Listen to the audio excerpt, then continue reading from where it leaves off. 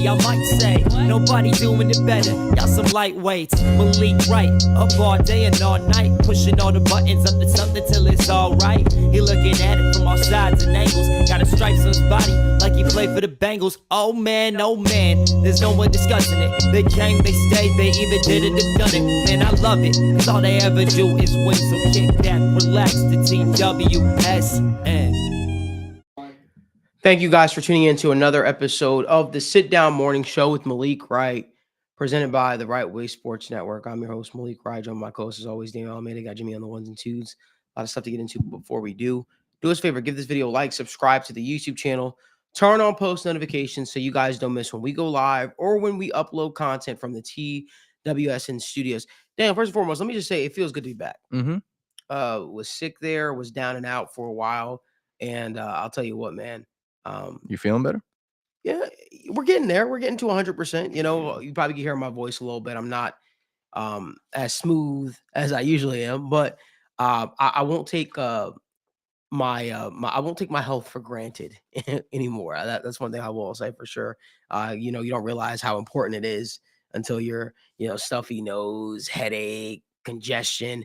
We're getting there. We're getting there. And there's no place I'd rather be than obviously doing the show live, talking through everything with you guys. But how are you feeling, Daniel? I'm feeling good, man. I'm feeling good. I'm excited for the show. So Yeah. I don't know. I think I got a little lucky on the health side of things. I think I didn't have to deal with the sickness. So. Right. You certainly were around me, so that's kind of crazy. Yeah. But again, do us a favor, give this video a like, subscribe to the channel, turn on post notifications so you guys never miss when we go live or when we upload content from the TWSN studios.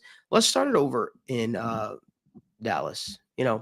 Micah Parsons made some interesting comments that can be taken either which way. I see both sides of it. I think there's a double-edged sword there, but I'll let you guys be the judge. Jimmy, roll the clip. Locker room, and what do you tell people who are worried about whether McCarthy will be your coach next year? That's above my pay grade about if Mike is coaching again next year. But all coaching aside, Mike can leave and go wherever he wants. But the guys, I kind of feel bad for guys like Zach Martin and guys who might be on their last year on their way out. Because that's who I wanted to hold the trophy for. You want to win games and do great things with those type of legends who put in more time and work than Mike McCarthy ever did. So those are the kind of guys that I have so much sympathy and hurt for. So, yeah, he made some interesting comments there about Mike McCarthy and pretty much saying, Mike could leave and find a job. I ain't worried about Mike. Mike's going to be fine regardless.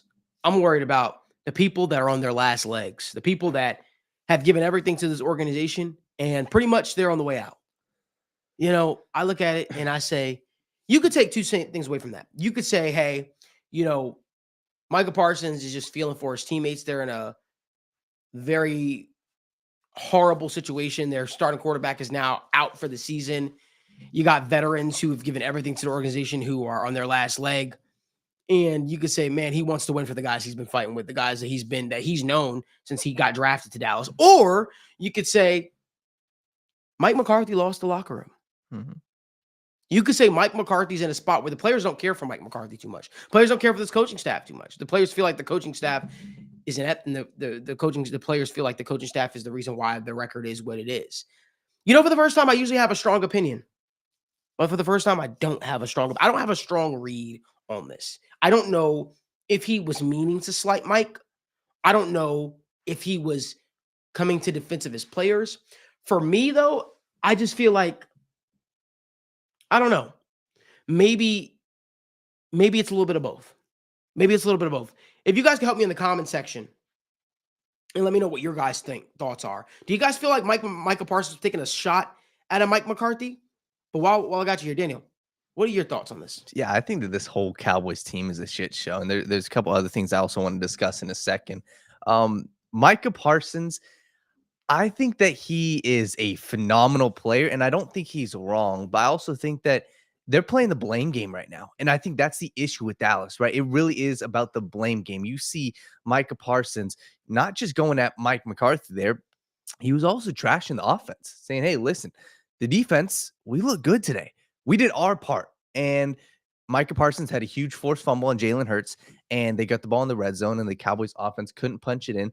So you're going to feel frustrated. But I think that's a sign of where the locker room is. You look at these other teams, right? We'll obviously discuss Cincinnati Bengals, but they're a team where they were kind of hovering around that, right? They're kind of saying, "Hey, we're doing our part, we're succeeding." We're talking about Joe Burrow and Jamar Chase, and you got guys like Micah Parsons outright saying the defense is doing its job, the offense, what's going on, right? So I think that Mike McCarthy has lost the locker room. I think that this whole Cowboys team, we've talked about it before, this team and this organization is so dysfunctional from every standpoint. A couple weeks ago, you had the Trayvon Diggs incident. Then now you have this Micah Parsons thing. You have him going on podcasts talking about his quarterback, not putting him in the top 10. I think this entire organization is not being ran right. And I do think that Mike McCarthy is a part of the problem. I just think that Jerry Jones is also a huge part of the problem as well, Malik. I really do. I think that Mike McCarthy can come and go. I think if they fire Mike McCarthy and bring somebody else in, I think it could help. But at the end of the day, Mike McCarthy is a head coach that has a championship. He has at least playoff success in his, resume.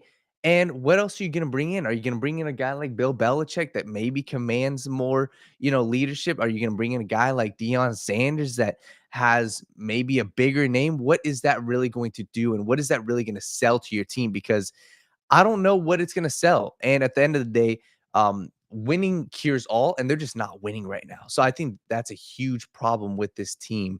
So when I also discuss the bigger issues, why it's not just Mike McCarthy, look at what CeeDee Lamb and Jerry Jones said, right? They kind of went at each other. CeeDee Lamb had a wide open touchdown and he dropped it, but it was because of the sun. And you obviously can't blame him. You could say, yeah, you probably should have, maybe should have taken that into account, but he clearly couldn't see the ball, dropped the ball. And after the game, he was like, yeah, the sun was in my eyes. What do you want me to do about it? He was basically saying, yeah, it was the sun's fault.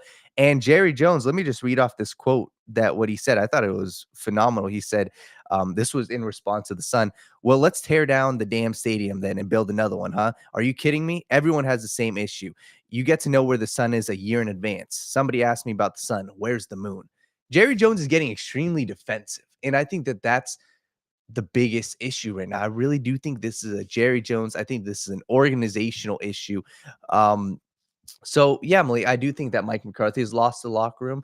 And I think that this whole Cowboys team is in shambles. And I think they put themselves behind the 8 ball doing so. I'll actually push back a little bit on that. Really? I feel like Jerry's comments weren't I feel like they were targeted at the players. I feel like Jerry's comments were actually coming to defense of the coaching staff to a degree. Basically, the players got to play. He basically saying you got to go out there and execute regardless. And I feel like, there could have been many opportunities for him to throw this coaching staff under the bus. Don't get me wrong. I think Mike McCarthy and his staff are almost all out of here, but they do have a couple of things working in their favor. The health of Dak Prescott being one of those things. The offseason issues with CeeDee Lamb that obviously kind of hurt them and hurt their process as they were working their way through this whole thing. They have a couple of built-in excuses. Will that be enough to save their asses? I have no idea, but what I can tell you right now is I took away that yesterday. I felt that yesterday, it was him basically saying the players got to execute. What are your thoughts on that? No, completely. And I think that's where I'm with you. And I think that the whole team is so dysfunctional. And I'm with you. I think that he was talking about the players. He was saying, hey, this is our fault. Like, this is you guys. You guys got to go out there and play. And I think that's what it is. It's the blame game. Jerry Jones, if I were to put myself in his shoes, I think Jerry Jones feels like he is doing everything right for this organization. I think he feels like signing Dak Prescott was the right move. I think he feels like signing CeeDee Lamb was the right move. I think that they're going to re-sign Micah Parsons as they should. But I just think the roster construction is poor. I think the fact that they lost out on Dan Quinn to the Commanders was a huge loss. I think that the fact that the offensive line is getting older. So I'm with you. I think that the head coach, I think that this organization, I really just think in something, like I said, there's a serious issue going on in Dallas. Why can't they get over the hump? And I think a lot of it has to do with roster construction. And I think it just has to be the way the organization is played, is ran. So all around, Mike McCarthy, if I had to make a guess at this point, I think Mike McCarthy is going to be gone. I think you're too far deep into this. And especially at 3-6, especially if you don't make the playoffs, I think there's a real world where he should be gone. The issue is going to be, does he have the Dak Prescott excuse of him being injured? And does he have the favor of Jerry Jones? So if I'm Jerry Jones, I am firing Mike McCarthy, and I think that's the right move to make. But I just really struggle to see how this Cowboys team does anything, right? You go out and sign Micah Parsons for $25-30 million a year. What is that going to do for you, right? That helps, but what does that do for the rest of your team? So I'm concerned about the Cowboys. I think the Commanders have a better future than the Cowboys. I think the Eagles have a better future in the next couple, 2-3 years than the Dallas Cowboys. The only way you're going to really fix this is if you go out and make a major trade and make some major free agency additions. But I'm just not confident in Dak Prescott for the rest of his tenure with the Dallas Cowboys. And I'm just not confident in the locker room for the Cowboys. So it's a shit show. And I don't think it's going to get any brighter because they put themselves I think we could say that maybe they have some fundamental cracks in the organization. Yes. I think that's what it is. And I think it's not really having it all goes back to me. Who is the leader, right, of the front? Who's going to be the guy that's front and center? You know, you look at your franchise quarterback, he's usually the CEO of the team. Yes. Right. But then that's really not Dak's demeanor, right? Then you have your head coach and Mike McCarthy, who you would think to be the person who speaks to the media often but no, it's Jerry Jones. It's very, very much Jerry Jones' standpoint. And it's one of those things where every organization has their icks. You know, for the Bengals organization, you know that you have to overperform. You know, you have to deal with a lot. You have to be a part of the scouting. You have to be a part of if you're a part of the coaching staff, these are things that you have to take on. If you are with the Dallas Cowboys, you know for a fact that you're going to deal with a meddling owner. You're going to deal with an owner that is, you're going to deal with an owner that's always going to be front and center, right? You deal with other organizations, it might be something different. You got Dave Tepper, you're dealing with an owner that is a quick trigger, you know? That's just my thought process on the whole thing. So it's gonna be interesting to see how they climb themselves out of this hole, if you will. And I for one am excited for it. I guess I'll get with the breaking news that I was planning to share on the show. But if you guys didn't pick up on my hints, I was asked not to report it just yet because there were a lot of teams that were reaching out to him about it. But Xavier Howard is visiting the Bengals. That's what I was alluding to the last couple of days. I don't believe he's the only one, but I believe Xavier Howard is visiting the Bengals today, and with hopes to get a deal done. We'll talk about that as we get to the Bengals segment of the show. We'll talk about his potential fit and what he could bring to this organization if the Bengals were looking to add him, but he is on a workout today for the Cincinnati Bengals. Let's keep it going, though. Let's keep it going. Let's talk about our NFL Week 10 takeaways, Daniel. It's already Week 10. I can't believe it. Crazy. It's Week 10 already. I can't believe it. Jimmy, does it feel this? I mean, you've been sitting at this desk for with us every single week. It doesn't feel like that, right? Maybe it's because we've done so many shows, and at this point, we're at a point where, I wonder, is this how artists feel? I wonder if this is how artists feel.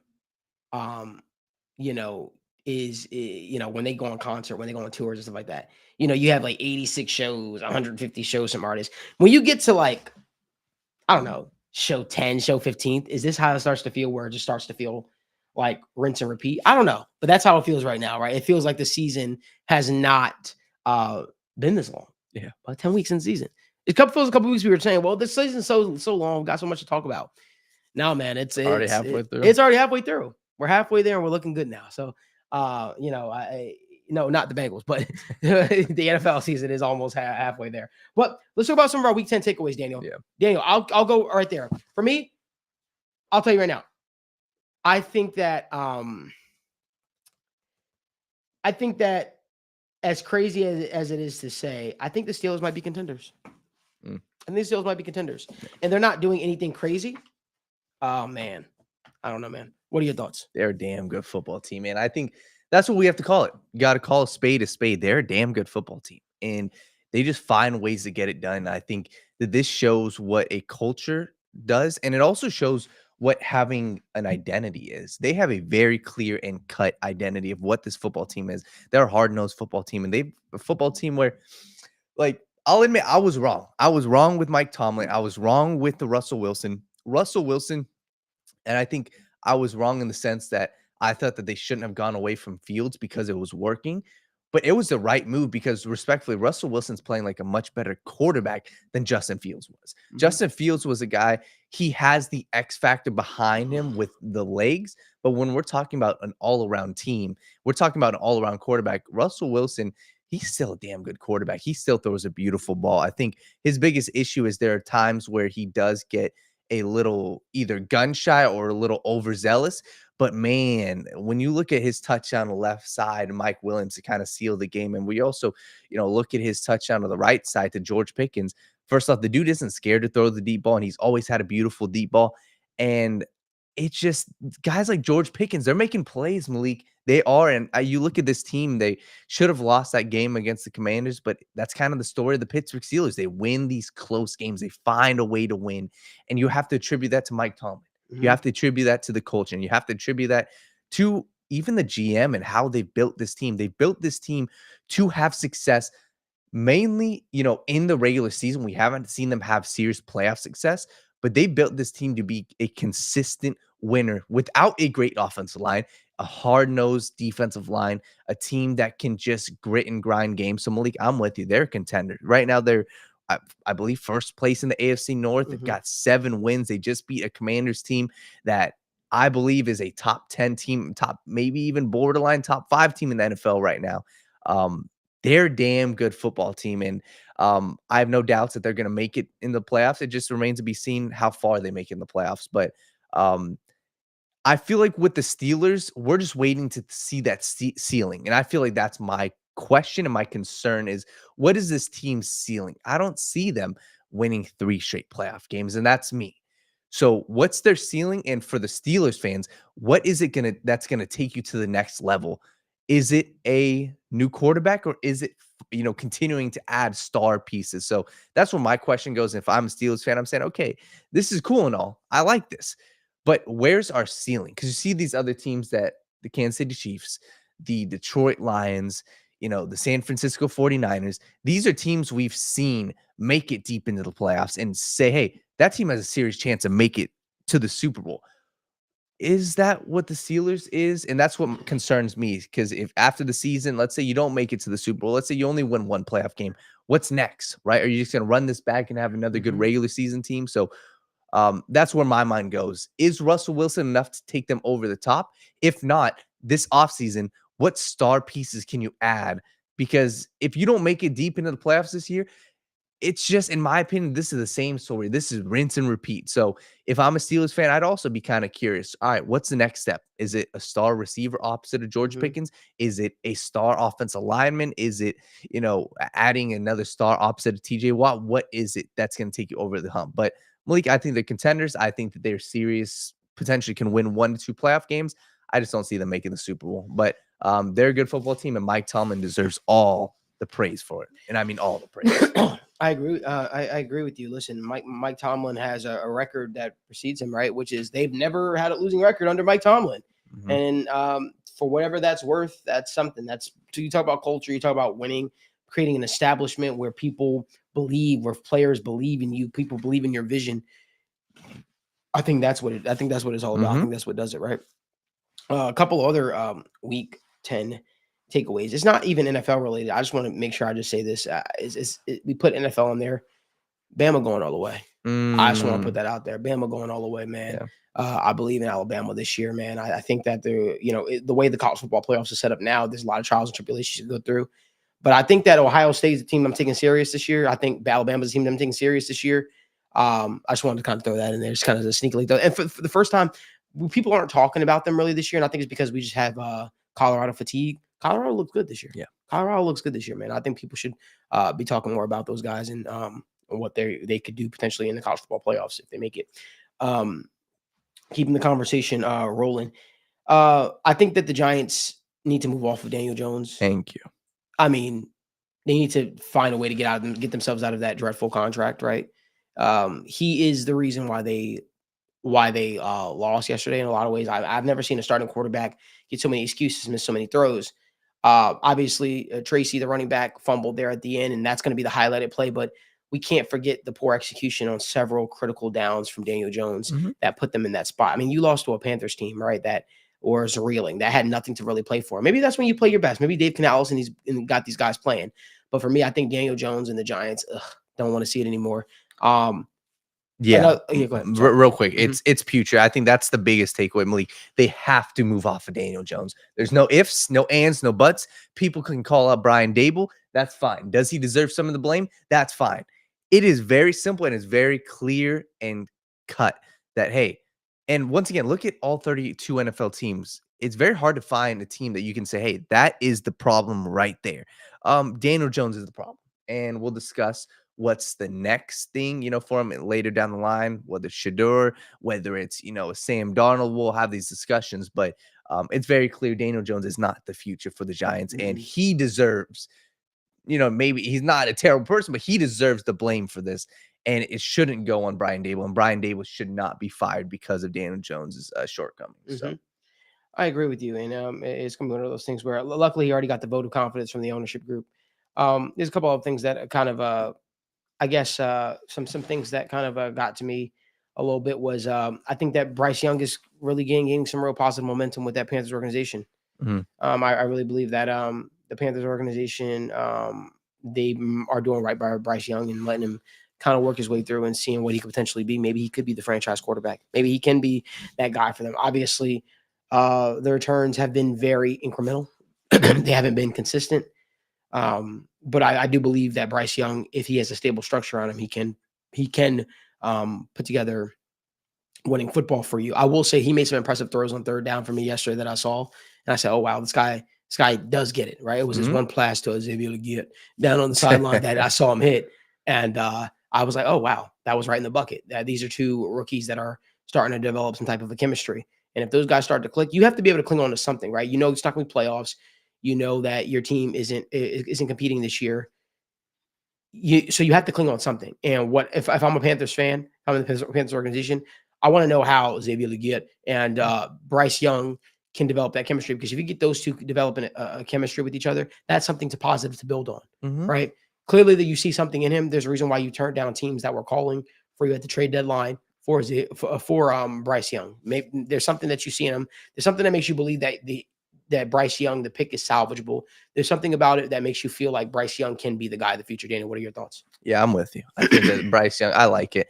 And this is kind of the trend with all these quarterbacks. You can win with Bryce Young. And I'm not saying a Super Bowl, but I think he'll be in the tier. I think his ceiling could be like a Brock Purdy. I think his ceiling could be, you surround him with a ton of talent. You really make the offense super simple around him, and not only super simple, but hey, just surround him with playmakers and don't let him drop back 50 times a game. That's not his game, Malik. So when you also discuss why he had success, it's also important to note that Chuba Hubbard had 26 carries for, I believe, 160 total yards.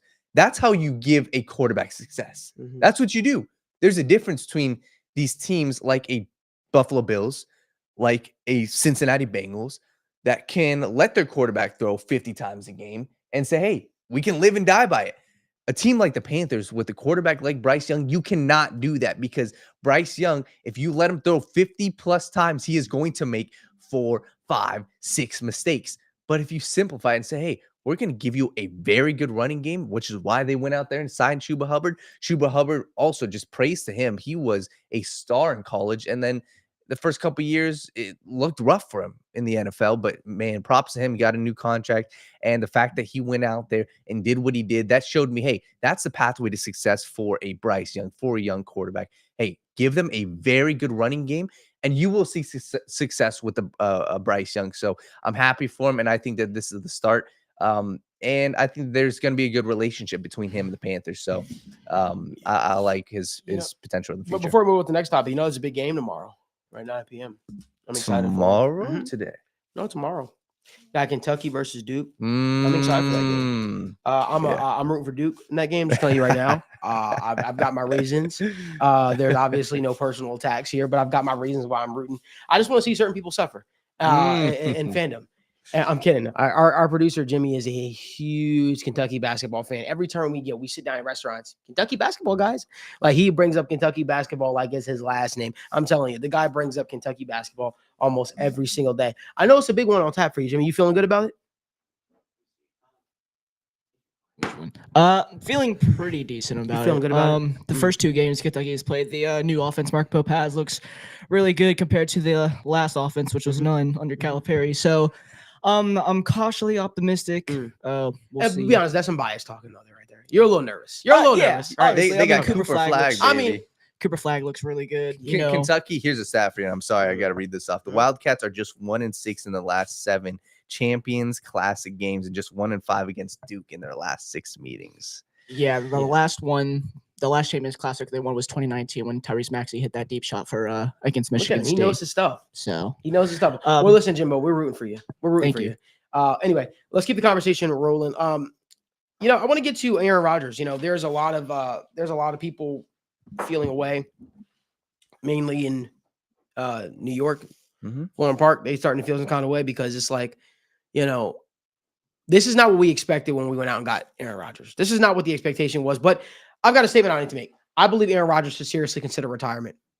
I think he needs to seriously consider retirement in this spot because I feel like you could only do anything to hurt your legacy at this point. I feel like the Jets have done everything in their power to try to build a winner outside of fire their coach midseason, which was stupid. But you look at it, they went out and got Devontae Adams. It has not panned out the way they saw fit. I'm certainly feel like for Devontae Adams, it has not panned out the way he saw it would. He maybe thought that this would be a playoff push, but let's talk about it, Daniel. What are your thoughts on the Jets? Because you were high on the Jets. I was, man. We got to hear what your thoughts are now. They've got 7 losses on the season. Things are looking kind of bleak. Do you think there's any way they turn this thing around? No shot. No shot they turn this around. If I'm the Jets, you got to look what's next.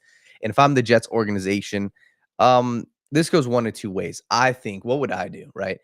I would have a conversation with Aaron Rodgers. And at the end of the day, we can't force him to do what, we can't force him to retire.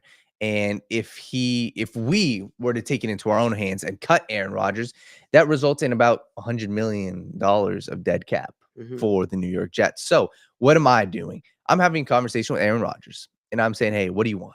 Right? You want to continue playing? All right, perfect. This is what we're going to do. We're going to head into the season next year. We're going to head in. You're our quarterback and we're going to try to retool. In my mind, I'm going to be looking at what's next. Jordan Travis, he's the backup on their team. He was highly touted out of Florida State. I'm going to be having a conversation with him. Let's get him rolling. Let's see what he can do in preseason. Let's see what he can do in the offseason. I would have the conversation, say, hey, listen, our quarterback's 40 years old right now. You could be having your shot. I'd be looking in the draft. Hey, maybe there's a guy in round 2 that we can draft and develop behind Aaron Rodgers. I'd be looking at the next year's draft class saying, hey, okay, Aaron Rodgers, if he's really piss poor again, who can we go out and get? That's where my mind would be going. But I think with this Aaron Rodgers situation, you put yourself too deep into this hole just to kind of give up on it, right? The fact that you went out, you got Devontae Adams, you still have Garrett Wilson under contract. I would really be looking at and saying, hey, this season may be a lost season when it comes to playoffs, but we got to start looking and saying, hey, what's next season going to look like? What's our culture going to look like? So, Malik, yeah, their season is absolutely cooked. They are done. They are not doing anything, and they look terrible. I would be having that conversation with Aaron Rodgers because I do think he's washed at this point. I do think that he looked good in spurts, Malik. He did. The beginning of the season, he makes beautiful throws. Him and Garrett Wilson connecting on, a broken play, but that's what 90% of quarterbacks can do, right? And Aaron Rodgers, I still think is a fine quarterback, but Malik, a 17-game season when you are getting hit, when you are getting battered, he just looks slow in the pocket. It doesn't look like a Tom Brady with Tampa Bay. This looks like a team that is dysfunctional. This looks like a running game that is dysfunctional. They need to figure out who's going to be our head coach. And I'm not going to go off of their interim because Devontae Adams was praising him after just 2 games, saying, oh, that's a dude I will fight for.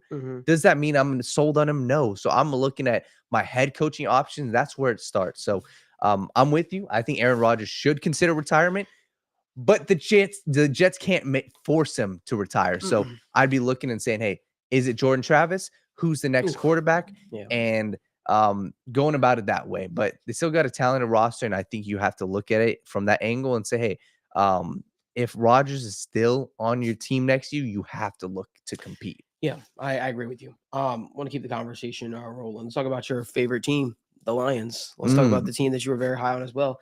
Are are the Lions a Super Bowl ceiling? Is the Lions ceiling not a Super Bowl? Like for me, I think one thing that's going to always hold the Lions back is Jared Goff. Yeah. That was an abysmal quarterback performance. Yeah. That's just the state that Dan Campbell is. I don't know.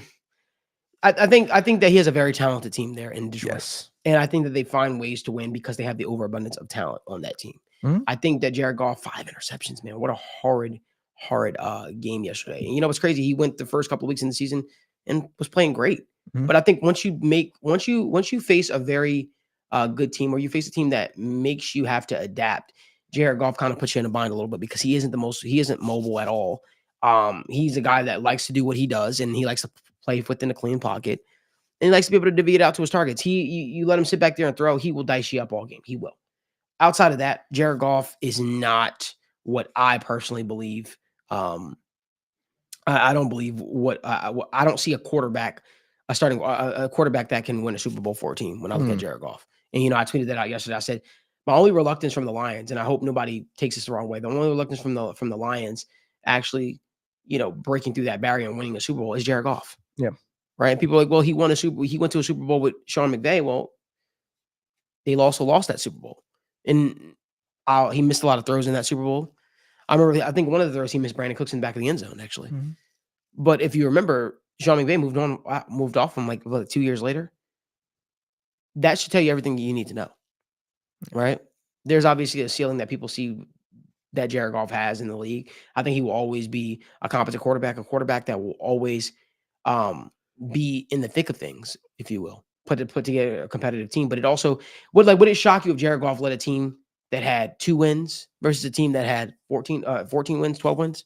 No, I think that says a lot about you personally. What are your thoughts? Yeah, I think I'm with you. I think Jared Goff will be the reason why they don't succeed.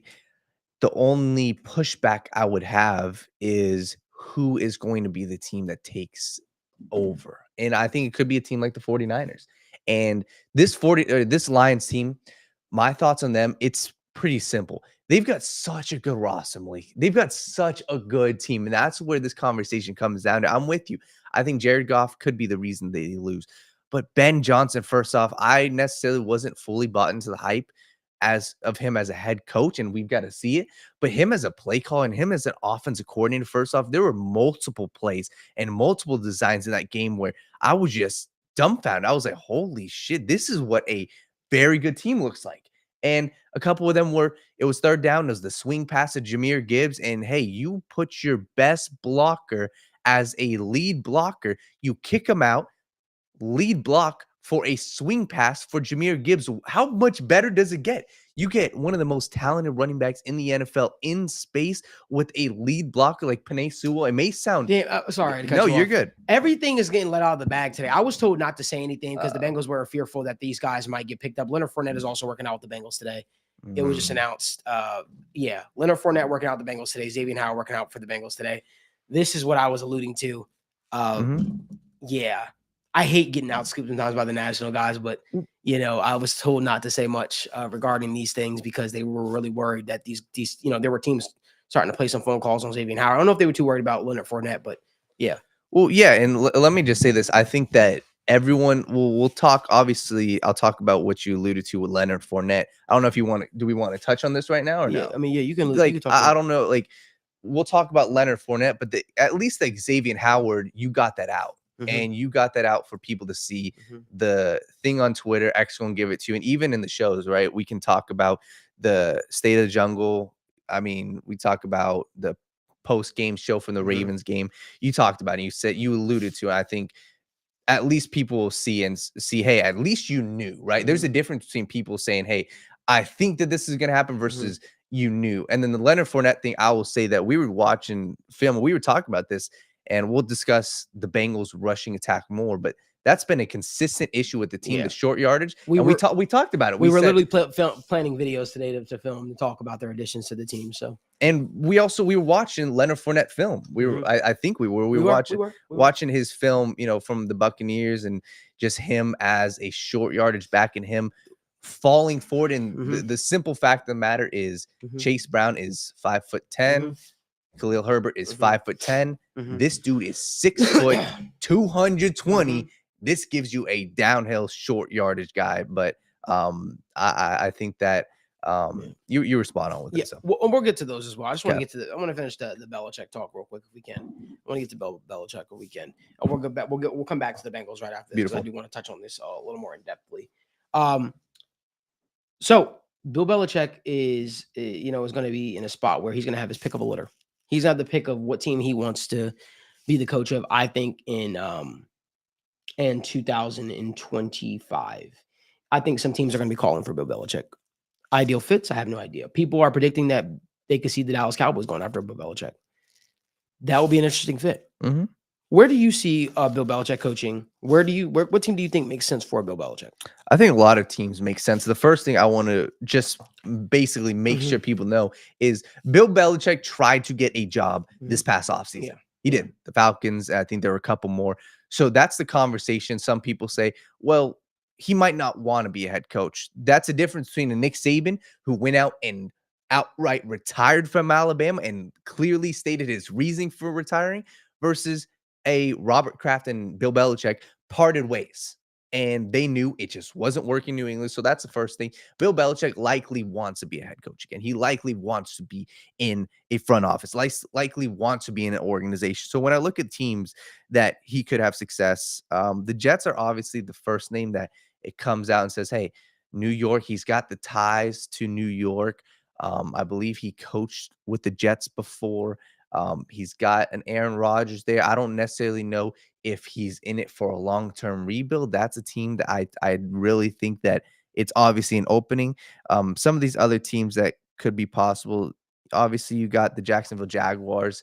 I think they're another spot that I really could see a Bill Belichick going in and thriving, right? He goes in to a sunny spot in Jacksonville. He gets a franchise quarterback. And I think if I'm Bill Belichick, that's what I'm looking at.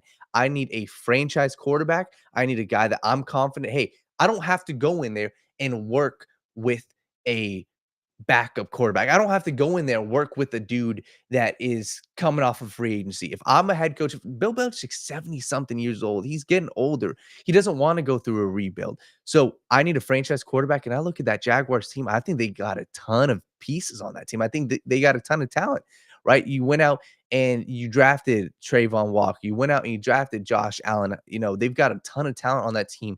And you got the franchise quarterback in Trevor Lawrence. I think they've got a lot of talent. So all around, I think that the Jaguars are a spot I could really see them thriving. And you go in with a division that isn't crazy tough. You got the Colts who are, kind of in limbo right now. You got the Titans.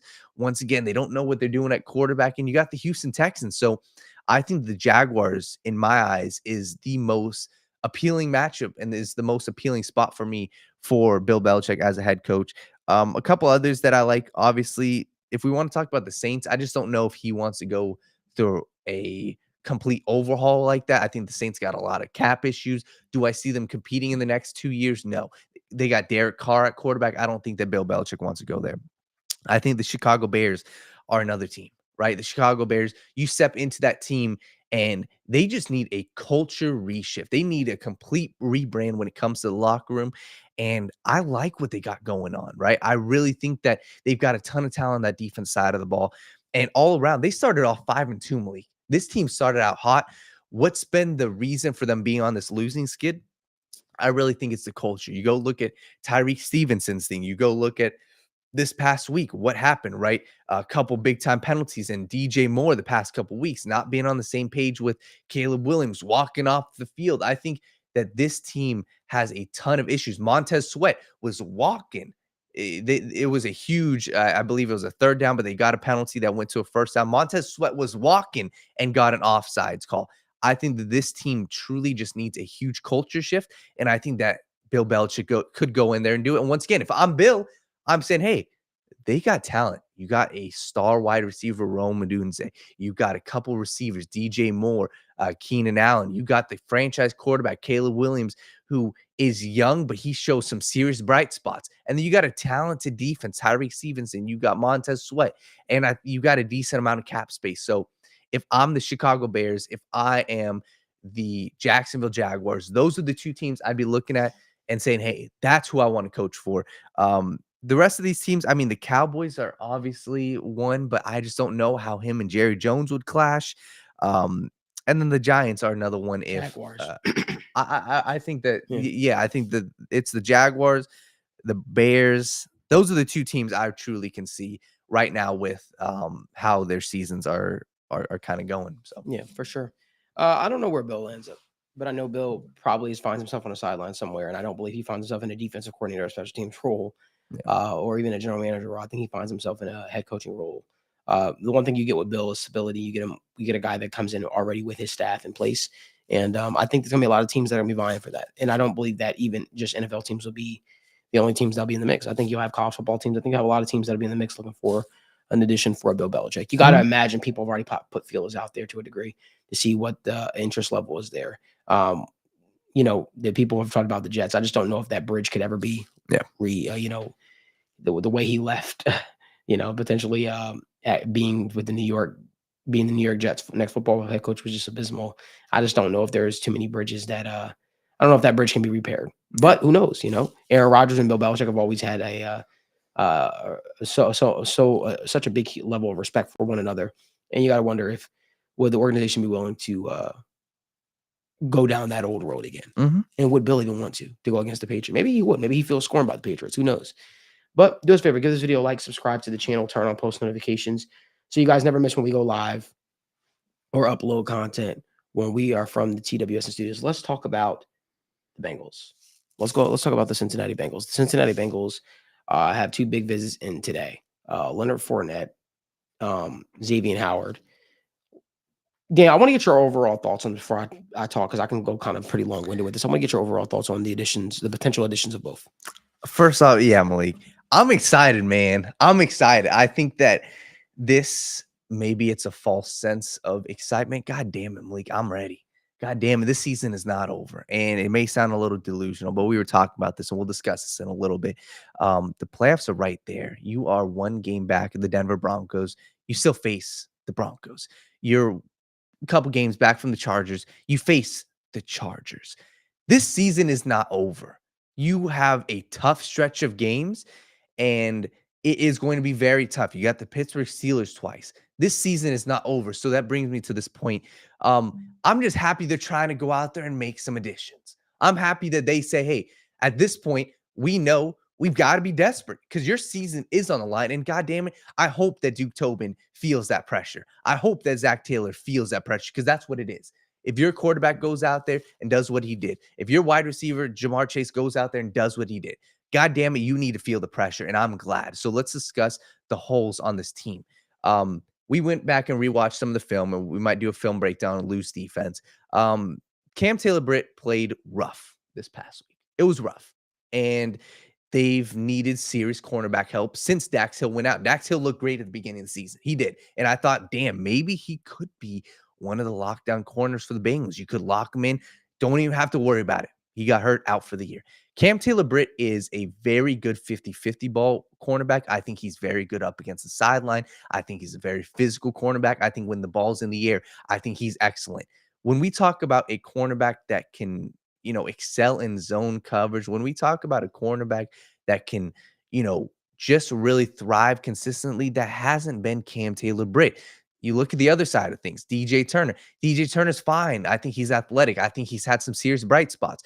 But all around, you need help. You need a guy, at least you can go in there and rotate, because Cam Taylor-Britt has not been the star cornerback that you hoped that he was. And that's a hard truth that Bengals fans should really come to grips with. Hey, maybe he can be in the future. He's not that right now. So you got to bring in help. And I think Xavier Howard, albeit he is a little bit older, last year wasn't his true self, and he had a pretty good season up until that final game where he hurt his groin or he hurt something, and he was out for the rest of the year. But in every single game, he had at least one pass deflection, and he's damn good. He's a damn good ball hawk. So all around, just talking about the need, I think it's a huge potential acquisition.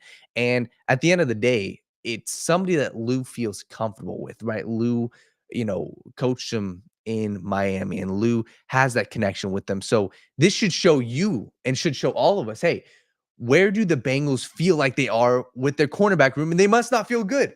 So I think that that's a huge thing right now. First off, talking about the cornerback, and when we talk about the running back, I think that this is a very, very, very good potential move. My biggest gripe with this team and my biggest gripe with the rushing attack, and this is where we have to discuss, is it a scheme thing or is it a talent thing, is they just absolutely suck in short yardage thing. That's the truth, right? There's no reason why your quarterback should be throwing 50 times unless if you can't run the damn ball. And I'm not saying Chase Brown's a bad running back, but Chase Brown and Khalil Herbert are two different type of running backs than a Leonard Fournette. And that's what excites me, right? What excites me is you get potentially something different to your organization. You get something different to your running back room. Chase Brown is not a great goal line running back. Khalil Herbert is not a great goal line running back. They are two change of pace running backs that can do well. Between the tackles, they're one-cut running backs that if you give them space, they could be gone. Khalil Herbert is a much better pass blocker than Chase Brown. Are they 3rd and 1 running backs? No. Are they 4th and 1 running backs? No. Is Zach Moss a 4th and 1 running back? No. Leonard Fournette, is he a 4th and 1 running back? Yes. Is he a guy that can fall forward and carry 2 defenders with him? Yes. And that's what excites me, Malik, and I'm just glad that they see what we all see, right? Over the past 6 weeks, the Bengals were 3-11 on 3rd and 4th and shorts when it comes to running the football. That is abysmal. Leonard Fournette could give you something different. So I'm just excited that that this organization knows that their backs are up against the wall. And I'm just excited, Malik, that this season is not over. And I hope that they bring in Leonard Fournette is the one that kind of excites me a little bit more. Maybe it's because it's on offense. But like I said, Cam Taylor-Britt, I've not been sold on him, and I think Xavier Howard, I think he could be very good for the Bengals. So I'll say this, the Bengals have a history of when they love a player, then they're infatuated with a player, they go out there and they say, hey, we might not have got you in the draft, but we'll try to add you at some point. And this is a similar thing with a guy like Leonard Fournette. He's 28, 29 years old. He's been a part of some teams helping with the playoff push recently. It's a spot where you feel like the one thing that Leonard Fournette gives you, he gives you pass protection, right? He instantly becomes the best pass protector from a running back position on the Bengals. He helps you in the short yardage situations. And he also gives you a guy that can hold on to the damn football. Yes. Right? 2 fumbles in his whole career. Yeah. Right? Versus guys that have been fumbling nonstop. Khalil Herbert fumbles immediately when he first gets in his first snap. Chase Brown has been fumbling recently. You want security back there at the running back position, especially when you understand that every possession is critical, knowing that you do have a defense that struggles and stuff like that. You want to be in a spot in which you feel like you can turn it around and hand it off to your running back. And you don't have to worry about the fumbles. You don't have to worry about any of the mishaps happening. Leonard Fournette, for me, he's an older back. He didn't play football last year. So you got to think he's fresh. He's still only 29 years old, right? Me and him the same age. That means he probably still has some juice left, right? Maybe that year off helped him, right? Who knows? But I think that in a short span, what you're getting with Leonard Fournette is you're getting a guy that has the ability to push the pile, the guy that has the ability to fight for those extra yards and brings that security. He played with Tom Brady. He's been on Super Bowl winning teams. He knows what it takes. For an Xavier Howard, I'm really excited about the Xavier Howard move. Let me tell you, potential move. Let me tell you why. I don't think Xavier Howard's coming in to be a depth piece. Let me just say that. And I alluded to that on State of the Jungle where I said if the Bengals got help, hint, hint. I don't know if they would be just a depth piece. I think that they could find themselves in a starting spot. I think Xavier Howard, if he's signing with the Bengals, he's signing with the Bengals with the understanding that he's going to be a starting cornerback for the Bengals. Let me be very clear. While he might not be the same Xavier Howard that was an absolute ball hawk that used to shut down the side of a field, he's still a very, very good player. Xavier Howard's been sitting on the couch not because he's not good. There have been teams that have been interested in him, but he's had some legal issues. I'm not going to get into all those. You guys can read up on some of those things that happen because I don't know the intricacies of everything, but that's sort of been what's been holding him back from signing with a team. He's working out with the Bengals today. And I don't know if you guys know the history, but Lou Anarumo is the reason why they literally drafted the guy. Lou Anarumo was the defensive backs coach for the Miami Dolphins at the time. He was banging the table for him. And they went out and they drafted him, found out to be an excellent pick. I honestly thought that this move would have happened a lot sooner than it did. But I think Lou was really trying to allow these guys to work through their issues. And I also think the organization probably wasn't co-signing on any things like that. Obviously they wanted to play the young guys, see what they had. This move is a move that, in my opinion, should have happened the moment Dax Hill went down. Mm-hmm. This is a move that should have happened. Some even would say this move should have happened in the offseason, right? When you knew that you lacked the veteran leadership at the cornerback spot. But make no mistake about it. While I root for the Bengals, don't make no mistake about it. I can also tell you right now, Xavier Howard comes in and he's instantly the Bengals' best cornerback. Let me just be very clear about that. He instantly comes in and he's the Bengals' best cornerback.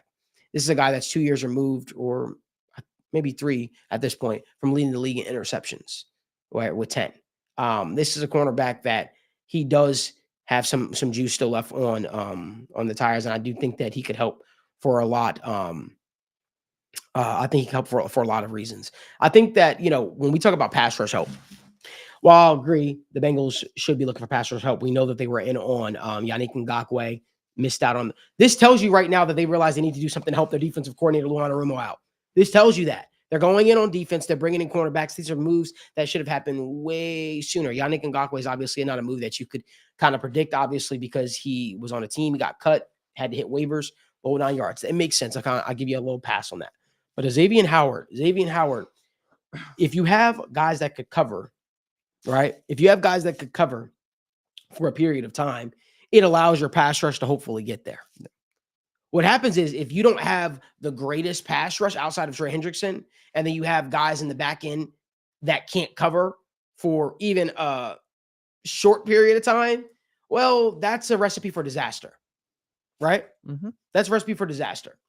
So I understand some of the moves. I understand, hey, listen, if you get a guy that can blanket coverage on the back end, you can kind of hold up some time for your pass rush to get there. I'm all on board with there.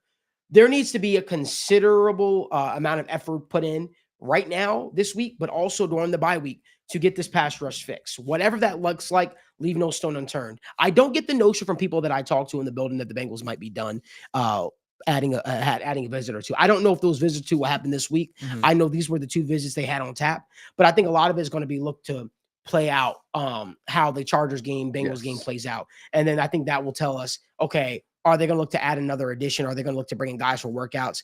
That could help the juice of the pass. But one thing I will tip my hat to, it is a week too late. I agree with that. But thank you for not settling. Yes.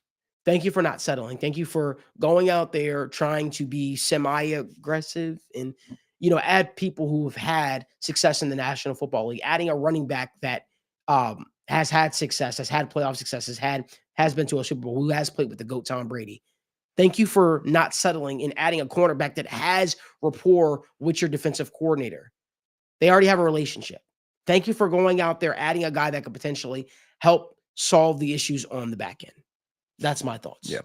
I'll tell you one thing else too. I think Dejon Anthony, who you guys know I interviewed the beginning of the season, I think Dejon Anthony could potentially be closer to starting than some people think.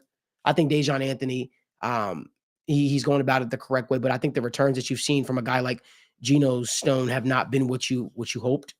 And it's gonna be curious. I'm very curious to see how that all works out. I'm curious to see how that all works out. I really am. But this tells me the Bengals defense can, and they're right now they're going up against a lot of the next couple of weeks. They're going up against not the most talented offenses in the National Football League, right? Yes. They've got the Will Levis on tap. Justin Herbert is still a great quarterback in the National Football League. You got Russell Wilson a couple times. You got who's the guy that they're starting? The Browns are starting. Jameis Winston. You got Bo Nix on tap. You've got the ability to really do some special stuff. You really do. Mm-hmm. You have an ability right now to salvage the season somehow. You really do. And the next couple of games are winnable. Yes. You have Cooper Rush, right? That you're playing at quarterback position for the Dallas Cowboys. You have the ability to really, really do something special here. Mm-hmm. But I think it's going to take all hands on deck. It's going to take being locked in. I think that right now you've played 2.5 or almost close to 2.5 months of football. Mm-hmm. You know what you got right now in the defense. You know who's good for the team. You know who's bad for the team. You know who helps. You know who hurts. I don't think it's rocket science. I think Jordan Battle needs to see more snaps. That's just my thoughts. What are your thoughts, Steve? Yeah, I think to go off of where this team has been, let me just read off something. These are the quarterbacks that have killed the Bengals in those games that we've pinpointed said the defense was a huge part of the problem. Lamar Jackson in both games. We can all agree top 5, if not top 3 quarterback right now. Jaden Daniels, who has played like a top 5 quarterback in the NFL. And Jalen Hurts. Jalen Hurts may not be a top 5 quarterback, but the weapons that they had in that game, absurd. The firepower on the offense, absurd.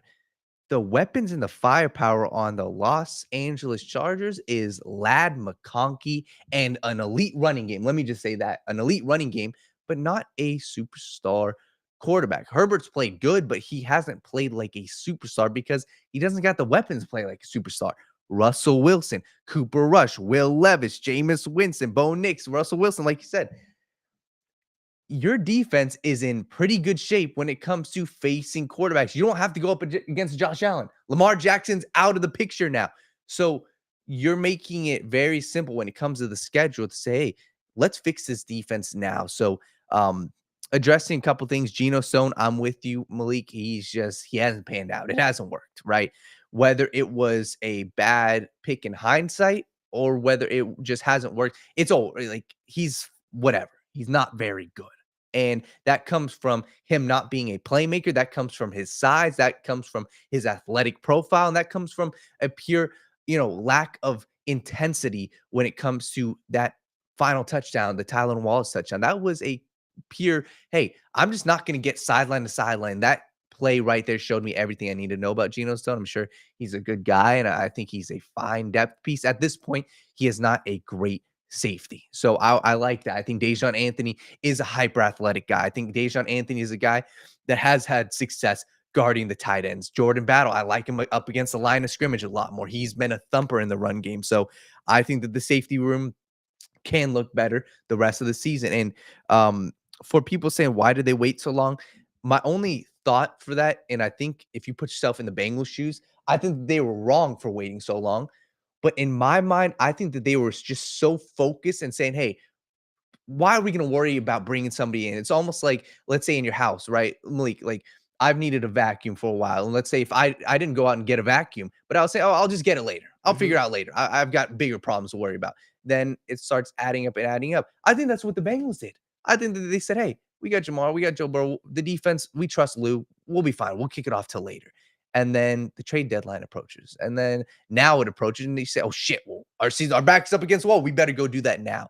And I think that that's where the Cincinnati Bengals are. So I applaud them. I'm with you. I applaud them for doing it now. Whether they did it 5 weeks too late, they did it now. The backs are up against the wall. But this should show Bengals fans, hey, for all the Bengals fans that were going out there saying the season's over, for Bengals fans, if you guys are wishing for a higher draft pick, please, I promise you, and this is my opinion, that is not the correct way to go about it. Your season is not over. So if you're out there wishing for a higher draft pick so we can get a coach fired, you're doing yourself a disservice as a fan because this organization is not operating that way. They are not operating to lose right now.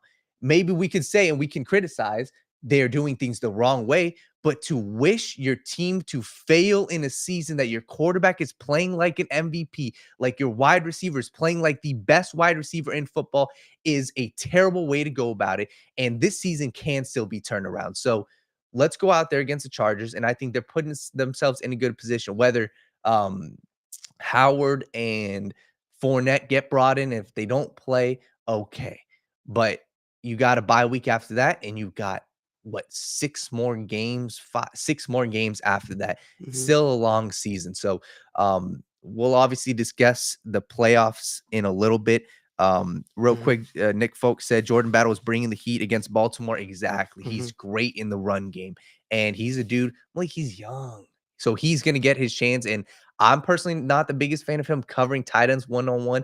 His skill set, I think, is up against the line of scrimmage, but he is a valuable piece that can be very good for this defense. Do you think he's an upgrade over Von Bell? Yes. Right. And Von Bell, watching him, he is what he is. He's just slower now. He's just not.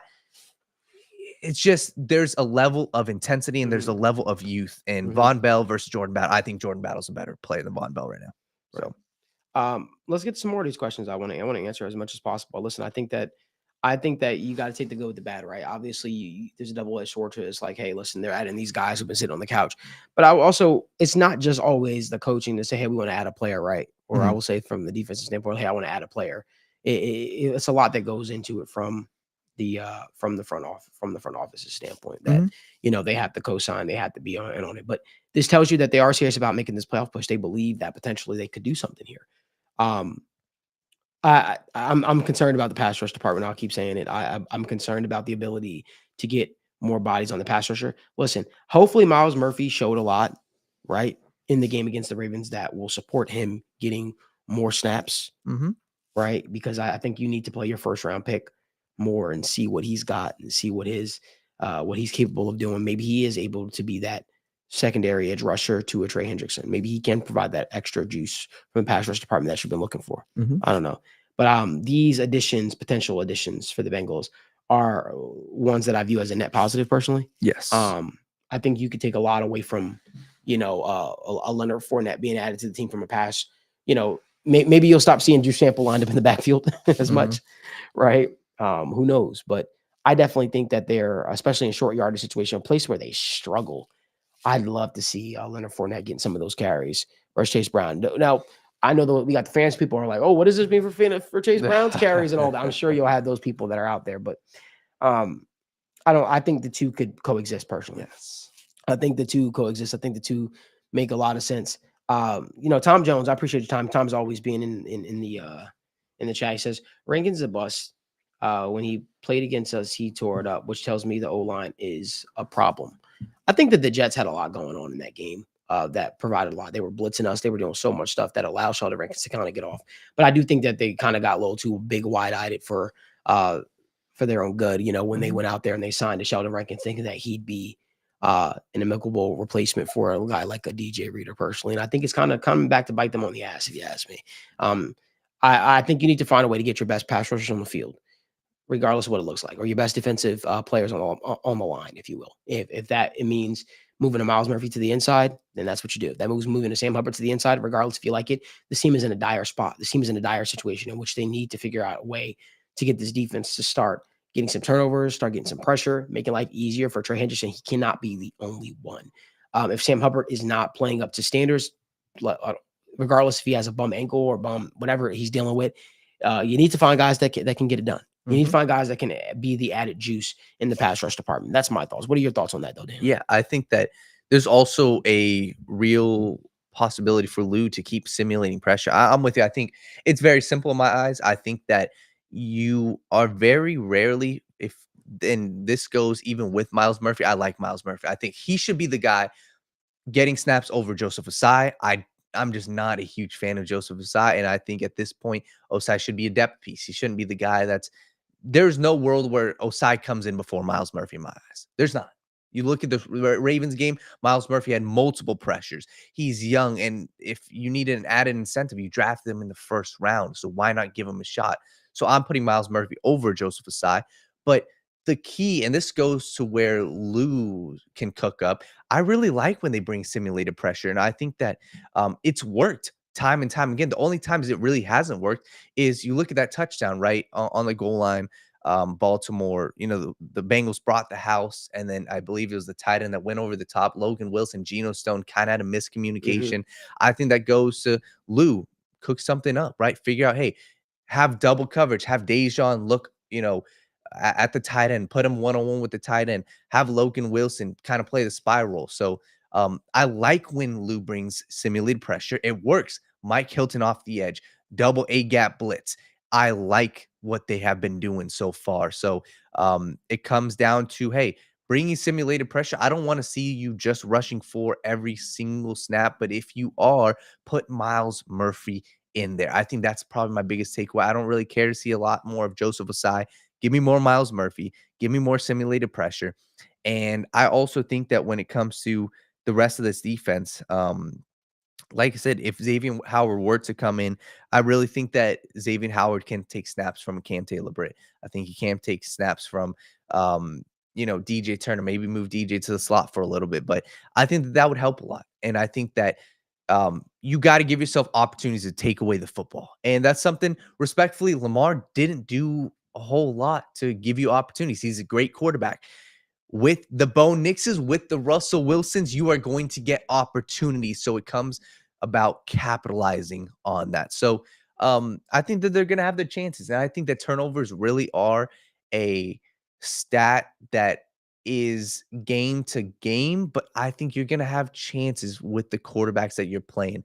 The Ravens didn't turn the ball over once. You lost the turnover battle. And I think that's where the NFL kind of starts and ends a lot of times is, hey, if you lose the turnover battle, you are going to need an extremely impressive performance from your offense. So win the turnover battle. I think that comes from Lou Anarumo, and I think you're just going to have your chances. So I wouldn't be too concerned about the turnovers, but all around, I think that, like Alex said, why is Stone still playing? I think that maybe just because you need, I don't know. I think that it's just kind of what you've been doing. So you kind of have to go slow into giving Dejan a starting role or go slow into giving Jordan Battle a role. But at this point, I think your best safeties are Jordan Battle, and I really do want to see Dejan Anthony. I'm with you. I think that Dejan Anthony, man to man, is going to do a hell of a lot better than Von Bell's going to do up against these tight ends.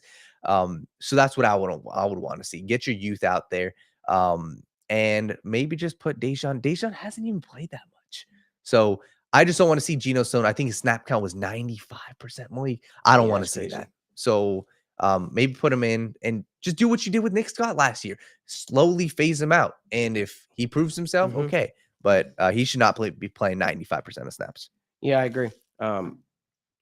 It's going to be interesting to see how this whole thing starts to shake out. And I see that there are some comments from Mr. Buney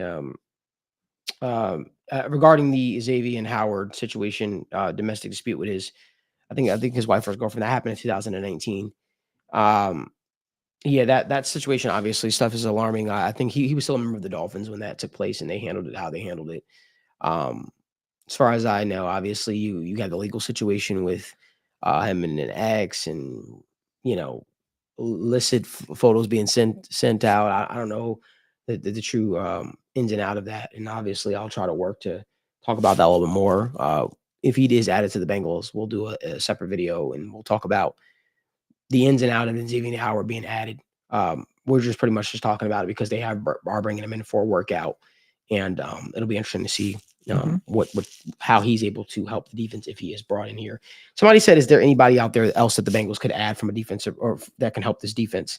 I don't know if there's anybody out there that they can really add at this point. That you are looking in, and you could say make significant changes to help this defense. I think you still got Randy Gregory out there, right? Yeah. Randy Gregory's still out there. He's a guy that has had success rushing the passer, but he's also had his own issues as well in the league. I don't know if there's just too many players that you're looking at and you're saying, hey, you know what, they'll come in here and they'll be positive additions to this team on the defensive line, and they'll be a positive upgrades. I have no idea. There'll be so much more for us to talk about. I have a funny feeling if they do sign him, which which we'll see what happens. I just don't think those guys take visits without there being some sort of agreement already in place. This isn't like your standard workout, right? This is midseason. This is, hey, we need fucking help. So can you pass physical? Yes. Do you look good? Yes. Okay, let's bring this guy in. I think that's I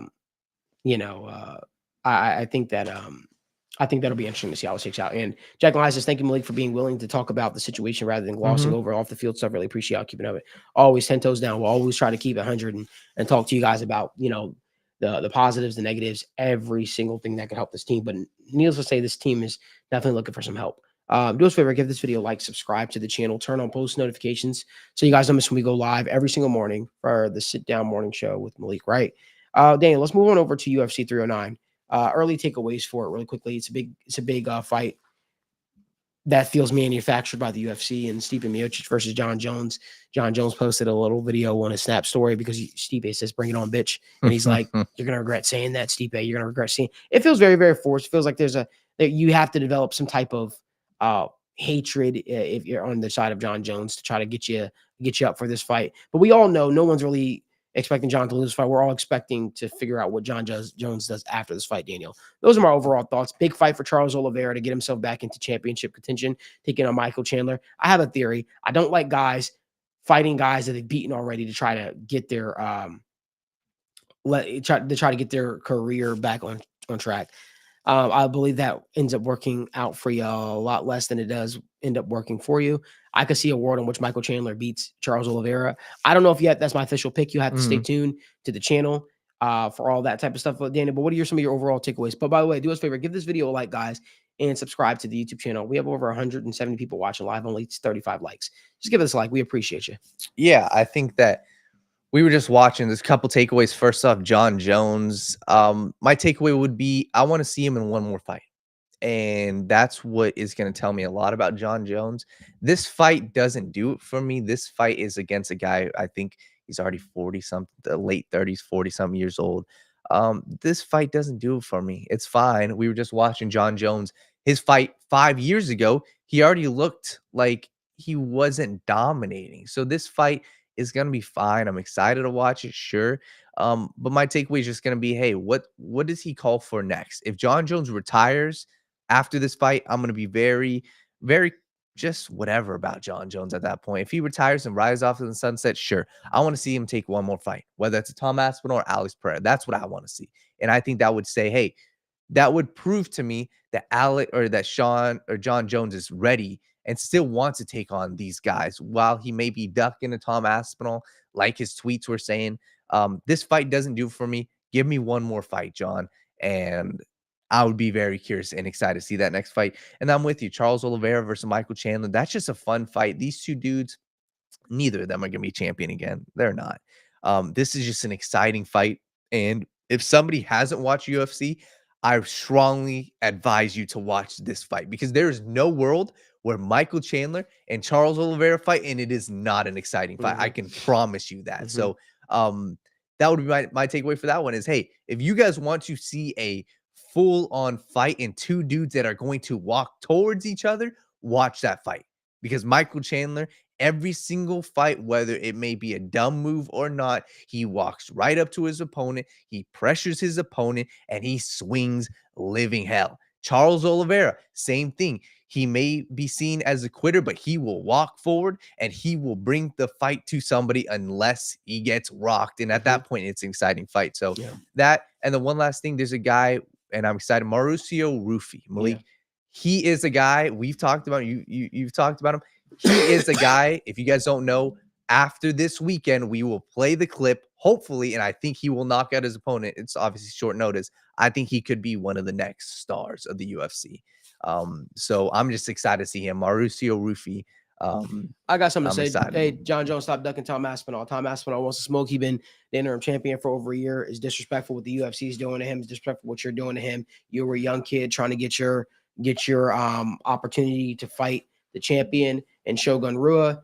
He didn't duck you. Stop ducking Tom. I understand the Alex fight is a big fight, but you got business to settle with Tom. If you said that Tom has done nothing to warrant you to fight, okay, we'll do us a favor. Relinquish the belt at the very least. Relinquish the belt if you don't care about championships. Let Tom go on to be the heavyweight champion. But do not tell me that you're going to go into this fight with Alex Pereira that you're talking about after this fight for a super fight, and you're going to put the heavyweight championship on the line. That's no slight to Alex. I think Alex is a great fighter. I think Alex has done everything that you hope for. But I also think that John is sleeping on Alex a little bit too, if you ask me. I think Alex will by far be the best striker that John Jones has fought.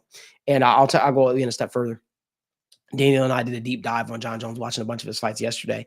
And this is what we do, obviously, in our off time. We try to learn, we try to watch film. And one thing I'll say is that John is definitely slowed down from what he used to be. He was always had the makings to beat Siragan because of the wrestling gap there.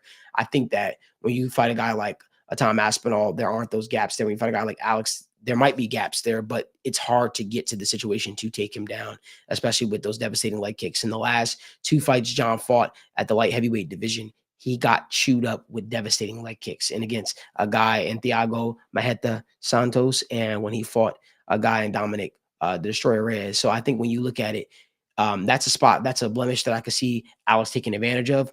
I think that John is thinking that this would be an easier fight for I think John thinks that the Alex fight will be easier fight for him, but he's also looking at it from a standpoint, it's a money fight, it's a legacy fight.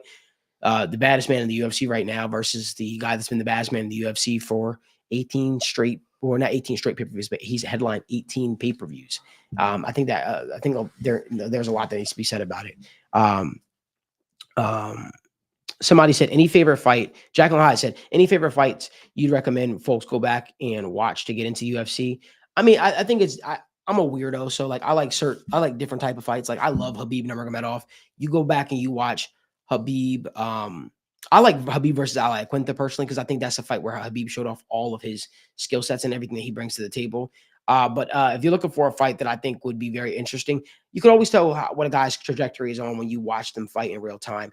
Ilia Topuria taking on Josh Emmett is a good fight. Ilia Topuria versus Max Holloway that recently just took place. Fantastic fight. You see Ilia's IQ. You see what Ilia's able to do. You see how Ilia's able to make him change up his thought pattern, his thought process on it.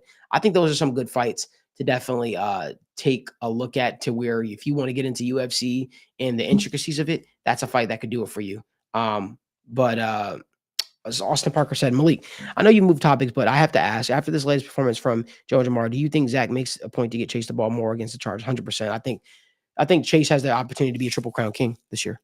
And I think he's the best wide receiver in the National Football League. That's including over Justin Jefferson.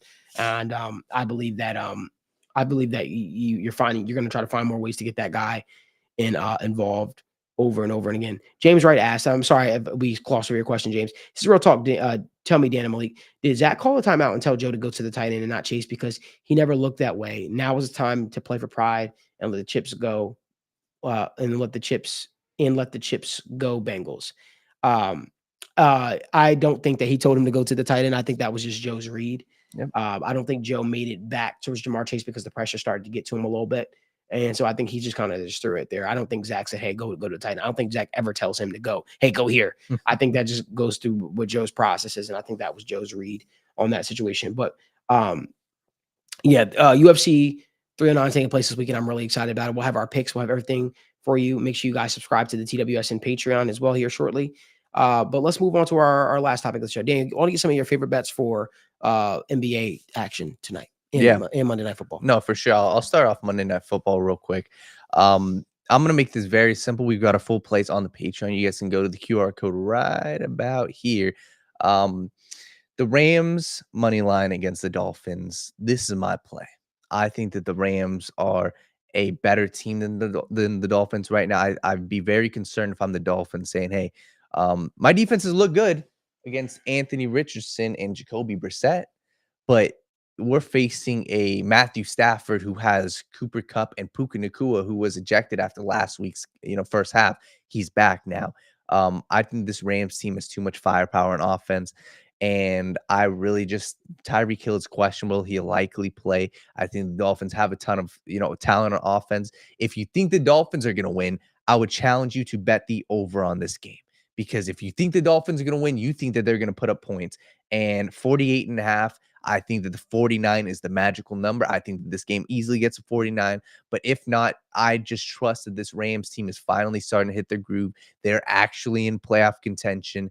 And I like what they've got going on in their defense, too. I like their defensive line. Braden Fisk has played well. Jared Verse has played damn good. I think that they could make life tough on Tua. And like I said, I'm very confident Rams win. If you think the Dolphins are going to win, take the over 48.5. I struggle to see how those two don't hit. But when we scroll over to the NBA, I think there's a lot of good games on tap. You got the Cleveland Cavaliers, who are 11-0 right now. I know we got some people in the chat that were huge Cavaliers fans. I'm going to make this one very simple. Donovan Mitchell lines at 25 points against the Chicago Bulls. Chicago Bulls defense has not been the same since they lost Alex Caruso. Their starting guards consist of a Josh Giddey, a Zach LaVine, who has been hurt, and a Kobe White. So give me Donovan Mitchell to get 25 plus points. I think this line at plus 100 is too simple. Like I said, this team is 11-0. They're facing a Bulls team who's not very good defensively, and I get their best player to get 25 points. I absolutely love that. There's a team. The Brooklyn Nets are another team. They're facing the Pelicans. Pelicans have a good defense, but the guy, Cam Thomas, has been on fire. He has been on one. 23.5 points. He is the lead scorer on their team, and he is a guy. The Nets are not playing for the playoffs. The Nets are playing for pride. The Nets are playing to develop their guys. Cam Thomas is the guy that they're trying to develop. 23.5 points is far too low. Like I said, I will always bet NBA-wise on a guy that's going to shoot the ball 20 times. If he misses 15 of them, I'll take that loss. I'll at least be able to look at myself and say, hey, I watched the game and he got every single chance. I hate betting on a player that either gets benched or that sits in a corner. That's just not my philosophy at times. Cam Thomas is a guy, I think it's pretty simple, 23.5. I really, really, really like that. And yeah. I like some of the plays happening here tonight as well. Israel, you guys can catch all of our plays on the TWSN Patreon. We'll have all of our plays there. We'll have everything that we like. Was there anything for Monday Night Football that you want to do? Yeah, I said the Rams. The Rams, sorry. No, Rams money line, and I like the over. Okay. The Boston Celtics take on the Atlanta Hawks tonight, and they don't have the props up yet, but I will be taking. I didn't even see that game. Yeah, I will be taking on. I'm sorry, that's Tuesday. It popped up in incorrect way. But I guess I'm getting a little too big. I know I'm getting a little too excited for that as well. I think Jason Tatum has a big game against the Atlanta Hawks. I think he shows up in a big way tonight. But we appreciate you guys for tuning in to another episode of the Sit Down Morning Show with Malik Wright, presented by the Right Way Sports Network. As I told you, I'm trying to get back to full percent health and trying to get back there. And we're getting there slowly but sure. We're getting there, man. And if you guys could do us a favor, we got over 100 people like in this video. Give this video a like, subscribe to the channel. Only 46 likes. We greatly appreciate you. If you guys could just like the video and subscribe to the channel while you're here, we appreciate bringing you all this content as well. And for all my draft gurus out there, because I got to get to this comment, Jacqueline and I said, verse continuing to submit Malik and crew as draft gurus. I'll say this. There's a guy that Daniel's been putting me on that I want you guys to start paying attention to. His name is Noah Williams. He's out of California. His defensive back. The guy is am I wrong for saying that he's similar in terms of his ability to track the ball to a Jack Jones? Bro, he's so good. He's so good. And like, I appreciate you saying that. We'll get to it more. Let me just say this. Everybody's discussing him as a 6th round pick right now.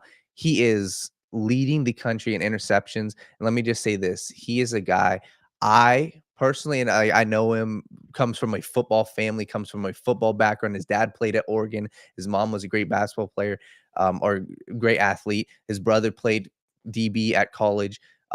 If you want a DB who can intercept the quarterback and a DB who plays like a wide receiver, he's the one. 6 foot, prototypical size, lengthy arms, played safety before, played wide receiver, started as a running back, has the full football background, and a dude who went from UNLV, transferred, but he was leading them in interceptions, transferred to Cal, is the leading interceptor in college football.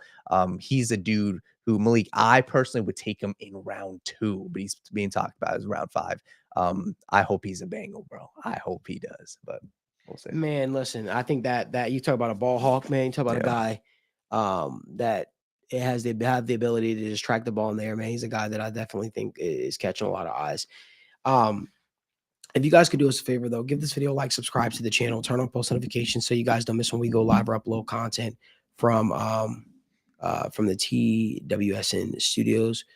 We greatly appreciate y'all for support. Remember, there's only one way you should be waking up, talking sports, having the conversation, and that is the right way. We'll see you back here tomorrow morning at 10 a.m., everybody.